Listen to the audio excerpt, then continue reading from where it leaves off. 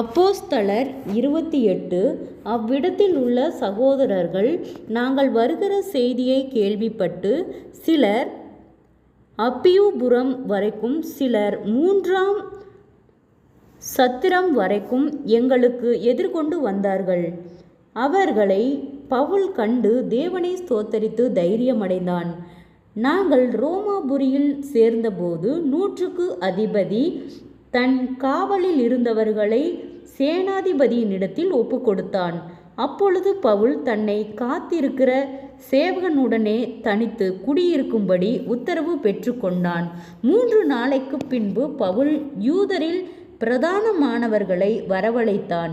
அவர்கள் கூடி வந்திருந்தபோது அவன் அவர்களை நோக்கி, சகோதரரே, நம்முடைய ஜனங்களுக்கும் நம்முடைய முன்னோர்களின் முறைமைகளுக்கும் விரோதமானதொன்றையும் நான் செய்யாமலிருந்தும் கட்டப்பட்டவனாக எருசலேமிலிருந்து ரோமர் கைகளில் ஒப்புக்கொடுக்கப்பட்டேன்.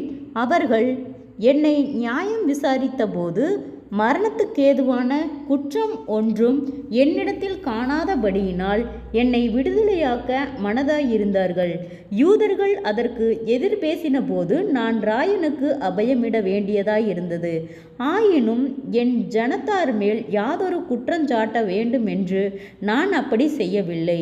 இந்த காரியத்தின் நிமித்தமே உங்களை காணவும் உங்களுடனே பேசவும் உங்களை அழைப்பித்தேன். இஸ்ரவேலுடைய நம்பிக்கைக்காகவே இந்த சங்கிலியால் கட்டப்பட்டிருக்கிறேன் என்றான். அதற்கு அவர்கள், உன்னை குறித்து யூதேயாவிலிருந்து எங்களுக்கு காகிதம் வரவும் இல்லை, வந்த சகோதரரில் ஒருவனும் உன் பேரில் ஒரு பொல்லாங்கை அறிவித்ததும் இல்லை, அதை பற்றி பேசினதும் இல்லை.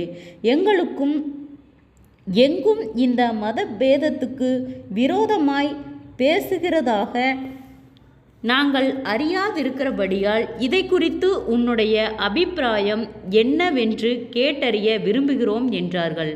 அதற்காக அவர்கள் ஒரு நாளை குறித்து அநேகம் பேர் அவன் தங்கியிருந்த வீட்டிற்கு அவனிடத்தில் வந்தார்கள்.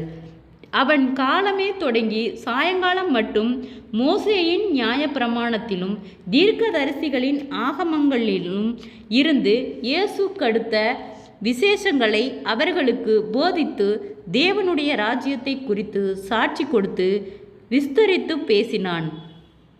அவன் சொன்னவைகளை சிலர் விசுவாசித்தார்கள், சிலர் விசுவாசியாதிருந்தார்கள். இப்படி அவர்கள் ஒருவரோடொருவர் ஒவ்வாமல் இருந்து புறப்பட்டு போகையில் பவுல் அவர்களுக்கு சொன்ன வாக்கியமாவது, நீங்கள் காதார கேட்டும் உணராதிருப்பீர்கள், கண்ணார கண்டும் பாராதிருப்பீர்கள்.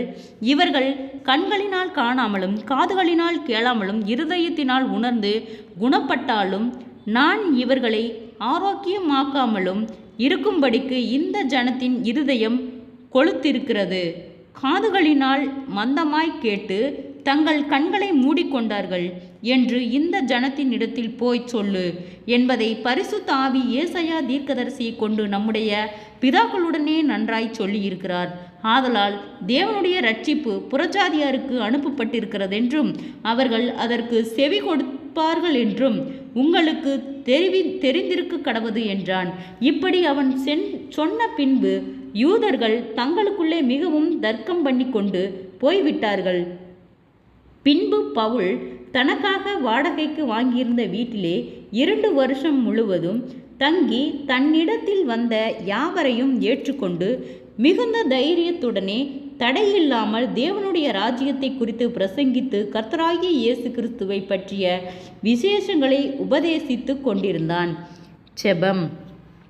கிருபையை நேசிக்கிறதான் நல்ல தகப்பனே, ஆசீர்வாதமான வேலைக்காய் நன்றி செலுத்துகிறோம். இயேசுவின் நாமத்தினாலே அப்போஸ்தலர் 28வது அதிகாரத்தின் பிற்பகுதியை தியானிக்க கொடுத்த தயவுக்காய் நன்றி செலுத்துகிறோம். கர்த்தாவே, இந்த வார்த்தையின்படியாக கர்த்தாவே நீர் ஒவ்வொரு பிள்ளைகளையும் நீர் தேற்றும்படியாய் நாங்கள் செபிக்கிறோம். நீர் நேற்றும் இன்றும் என்றும் மாறாத கர்த்தர், ஒருவராய் பெரிய அதிசயங்களை செய்தவர். சேனைகளின் தேவனாகிய கர்த்தர், நீர் பரிசுத்தர், நீர் பரிசுத்தராய் இருக்கிறது போல உன் பிள்ளைகளை நீர் பரிசுத்தப்படுத்தி பாதுகாத்து வழிநடத்தும்படியாய் செபிக்கிறோம். ஒவ்வொருவருடைய பிரயாணங்களிலும் கர்த்தருடைய கரம் கூட கூட இருந்து வழி நடத்தும்படியாய் செபிக்கிறோம். இயேசுவின் நாமத்தினாலே ஒவ்வொருவரும் கையிட்டு செய்கிற வேலைகள், போகிற வருகிற பிரயாணங்கள், அவர்களுடைய தேவைகள் யாவையும் கர்த்தர் சந்தித்து வழி நடத்தும்படியாய் நாங்கள் செபிக்கிறோம். ஆண்டவரே, வியாதிகளோடு பலவீனங்களோடு இருக்கிற ஒவ்வொருவருக்காய் நாங்கள் செபிக்கிறோம். ஆண்டவரே, அற்புத சுக பலன் ஆரோக்கியத்தை கட்டளையிடும். கடன் பாரத்தோடு இருக்கிற ஒவ்வொருவருக்காய் நாங்கள் செபிக்கிறோம். கடன் பார கட்டுகளில் இருந்து கர்த்தாவே நீர் விடுதலை தாரும். பெற்றோருக்கு கீழ்ப்படியாத பிள்ளைகளை கர்த்தாவே உம் கரத்தில் ஒப்பு கொடுக்கிறோம். ஆண்டவரே அப்பா, உமக்கு கீழ்ப்படிந்து நடக்கிற பிள்ளைகளாய் நீர் ஒவ்வொருவரையும் வழி நடத்தும் கர்த்தாவே. ஆண்டவரே, உம்மை அறிகிற அறிவிலே வளர கர்த்தாவே நீர் இரக்கம் பாராட்டும். விசேஷித்த ஞானத்தை தாரும். வீண் பயங்களுக்கும் மன கலக்கங்கள், மன அழுத்தங்கள், பாரங்கள் யாவும் இயேசுவின் நாமத்திலே விழுகும்படியாய் செபிக்கிறோம். செபிக்க விடாதபடி தடையாய் இருக்கிற பொல்லாத ஆவியின் கிரியைகள், உம் பிள்ளைகளுக்கு விரோதமாய் செயல்படுகிற பொல்லாத கிரியைகள் இயேசுவின் நாமத்திலே விழுகும்படியாய் நாங்கள் செபிக்கிறோம். ஆண்டவரே, தடுமாற்றங்கள் யாவும் இயேசுவின் நாமத்திலே விலகும்படியாய் நாங்கள் செபிக்கிறோம்.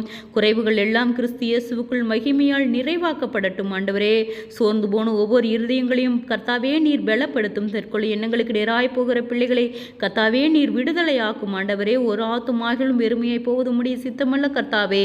உம்மை அறிகிற அறிவிலே கர்த்தாவே நீர் இரக்கம் பாராட்டும். ஆண்டவரே அப்பா, நீர் நேற்றும் இன்றும் என்றும் மாறாதவர். குதிரை யுத்த நாளுக்கு ஆயத்தமாக்கப்படும் ஜெயமோ கர்த்தரால் வரும் என்று சொன்ன வார்த்தையின்படி நீர் ஒவ்வொருவருக்கும் ஜெயம் எடுக்கிற பிள்ளைகளாய் நீர் வழி நடத்தும். ஆண்டவரே அப்பா, வீண் பயங்களுக்கும் மன கலக்கங்களுக்கும் மன அழுத்தங்களுக்கும் நீர் விலக்கி பாதுகாத்துக் கொள்ளும். வீண் செலவுகளுக்கு நீர் விலக்கி பாதுகாத்துக் கொள்ளும். ஆண்டவரே, நீர் அற்புதத்தின் தேவன். ஒவ்வொருவரையும் சாட்சியுள்ள பிள்ளைகளாய் வழி நடத்தும். தேவைகள் யாவையும் கர்த்தரே பொறுப்பெடுத்து வழி நடத்தி ஆளுகை செய்யும்படியாய் நாங்கள் செபிக்கிறோம். இயேசுவின் மூலம் செபங்களும் பிதாவே, ஆமேன்.